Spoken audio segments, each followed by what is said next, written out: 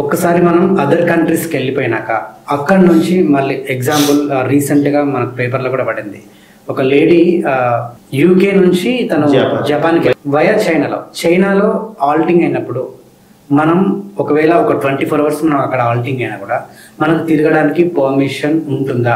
ఒకవేళ ఉండాలి అంటే పర్మిషన్ ఉండాలంటే దానికి ఏం అవసరము, లేదంటే మనం ఫ్రీగా తిరగొచ్చా? లేదండి, యాక్చువల్గా ఇప్పుడు నేనే యూఎస్ వెళ్తున్నా. దుబాయ్లో నా ఫ్లైట్ ఒక 8 hours హాల్ట్ అయింది. Due to some technical issues 48 hours halt అయింది. అప్పుడు after 24 hours as per the Montreal protocol, Montreal convention, ఇప్పుడు సైట్స్ కన్వెన్షన్ ఏ విధంగా డిస్కస్ చేసినామో మాంట్రియల్ ప్రోటోకాల్ ఏంటంటే ఇంటర్నేషనల్ ట్రావెల్ పీపుల్స్కి, ఇంటర్నేషనల్ ట్రాన్సిట్స్కి కూడా ఒక కన్వెన్షన్, ఒక రూల్స్ అండ్ రెగ్యులేషన్స్ ఫ్రేమ్ చేసింది.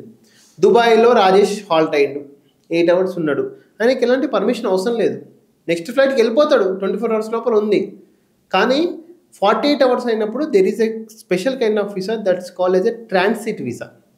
ట్రాన్సిట్ అంటే ఏంటంటే నేను దుబాయ్లో నాకు వీసా అవసరం లేదు, నేను ఏం ఎంప్లాయీ గాను పర్సనల్ తిరగడానికి రాలేదు, బట్ నేను యూఎస్ఏకి వెళ్ళేటప్పుడు due to some technical issue, personal issue నా ఫ్లైట్ 48 hours అయింది కాబట్టి we have to wait for the under transit visa తీసుకోవాలి.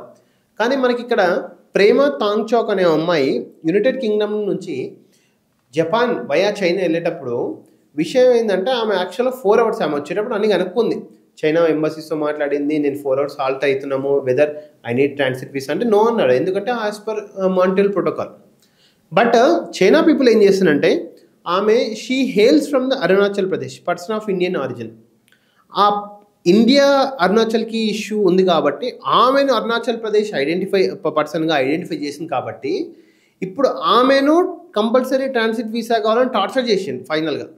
సో అది అబౌట్ 24 hours అయింది, బట్ ఆమె ఎక్స్ప్లెయిన్ చేసుకుంది. తర్వాత news when to Indian embassy వాళ్ళు వచ్చి క్లియర్ చేశారు మళ్ళీ ఆమెను. అంటే ఏంటంటే ఇదంతా కూడా వన్ ఆఫ్ ద టార్చర్. మనం ప్రయాణికులకు కూడా ఏమని చెప్తామంటే మీ ఛానల్ నుంచి బిలో 24 hours అయితే ట్రాన్సిట్ వీసా అవసరం లేదు, you can freely Rome entire airport and etcetera. But if it is exceed about 24 hours definitely you need a transit visa. ఇది పర్టికులర్గా కొన్ని కంట్రీస్కే ఉందా లేకపోతే all over country? All over world 24 hour clause అనేది ఉంది, but ఇండియాలో లేదు కదా? ఉంది ఇండియాలో కూడా అబౌట్ 24 hours నువ్వు హాల్ట్ అయితే you need go for the transit visa. So US వాళ్ళు వచ్చినా యూకే వాళ్ళు వచ్చినా ఎవరు వచ్చినా ఇండియాలో ఎనీ ఎయిర్పోర్ట్లో కానీ నువ్వు అబౌట్ 24 hours ఉన్నావు అంటే 100% నువ్వు ట్రాన్సిట్ వీసా తీసుకోవాల్సి వస్తుంది.